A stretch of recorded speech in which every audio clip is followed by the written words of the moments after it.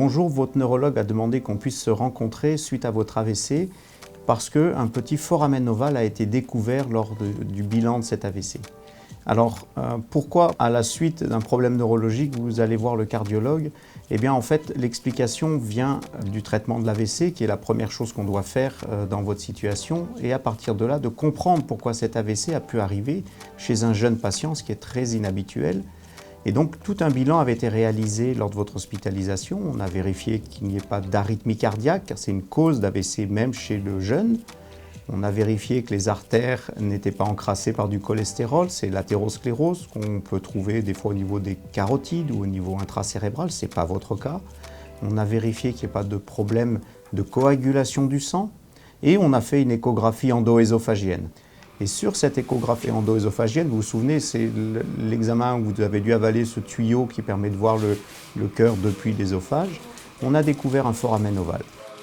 Alors le foramen ovale, ce n'est pas une malformation cardiaque, c'est un petit reliquat de la circulation fœtale. C'est extrêmement banal puisqu'on le retrouve chez à peu près un quart de la population de tous les jours. Le but de cette vidéo va être de vous expliquer comment ce foramen ovale a pu être impliqué dans votre AVC, comment à partir de là on peut proposer des techniques très simples de pouvoir fermer ce foramen ovale pour éviter des récidives dans le futur et protéger l'avenir. Spontanément, il arrive que de petits caillots ou thrombus se forment dans les veines des jambes. Ces caillots peuvent remonter jusqu'au cœur, puis dans les poumons, pour y être détruits. Cependant, en présence d'un FOP, un caillot peut profiter de cette communication pour passer directement vers la partie gauche du cœur, en charge de la distribution du sang aux différents organes, dont le cerveau. Ce caillot peut alors y provoquer l'occlusion d'une artère cérébrale responsable d'un AVC.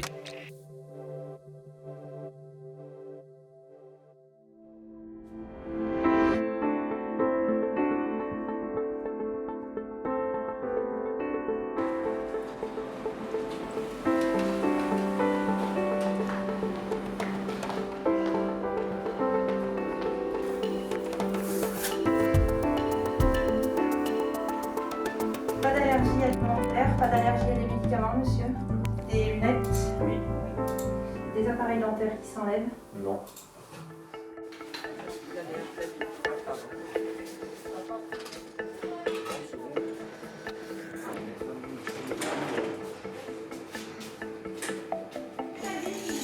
Ils ne sont pas là. C'est par ici.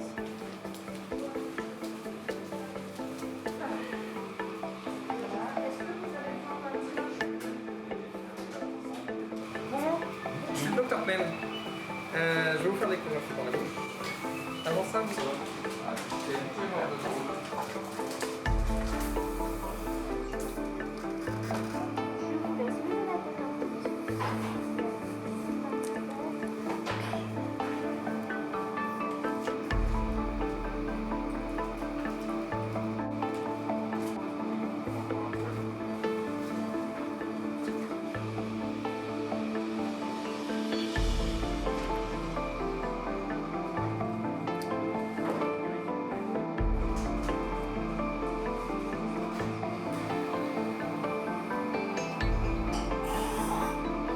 La procédure de fermeture de FOP est simple et rapide.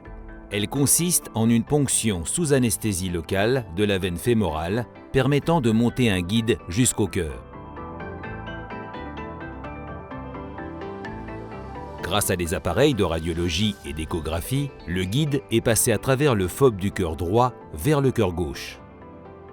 Ce guide permet ensuite de positionner une gaine jusqu'à l'oreillette gauche. En accord avec les données de l'échographie, une taille de prothèse est sélectionnée puis poussée à travers la gaine. Arrivé au cœur, un premier disque est déployé sur le versant gauche, puis un second sur le versant droit, enserrant et occluant parfaitement le FOP. La prothèse peut alors être larguée. Alors ça y est, la procédure est terminée. Vous avez vu, les choses ont été simples, c'était sous anesthésie locale. La petite prothèse est bien en place, permet déjà par elle-même de boucher ce foramen ovale. Il va y avoir une cicatrisation au niveau du cœur, ce qu'on appelle une endothélialisation. C'est tout simplement une sorte de petite peau qui va venir recouvrir la prothèse au fil des semaines pour terminer l'étanchéité, et ça va se faire sur les 4 à 6 mois qui viennent. Vous allez pouvoir sortir ce soir même. Les précautions sont très simples. Pendant un jour ou deux, vous n'allez pas faire des activités physiques importantes. Ce n'est pas pour le cœur, tout va bien de ce côté-là. C'est simplement que la petite piqûre au niveau du pli de laine puisse cicatriser tranquillement. Ensuite, vous reprenez toutes vos activités sans aucune restriction.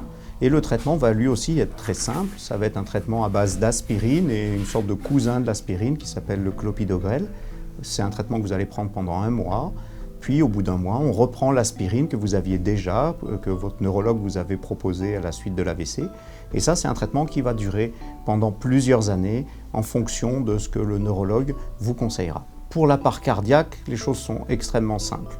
Au bout de 6 mois, ce qui est le temps habituel de la fameuse endothélialisation, le temps que la prothèse soit complètement incorporée dans la paroi, au bout de 6 mois, nouvelle échographie, je vous rassure, toute simple, une échographie sans avaler de tuyau cette fois, et on va vérifier que la prothèse soit bien en place, soit totalement étanche. Et à ce moment-là, tout va être terminé d'un point de vue cardiaque. Il n'y aura pas besoin d'une surveillance particulière. Vous allez pouvoir rentrer à la maison ce soir même. Portez-vous bien. Bon retour.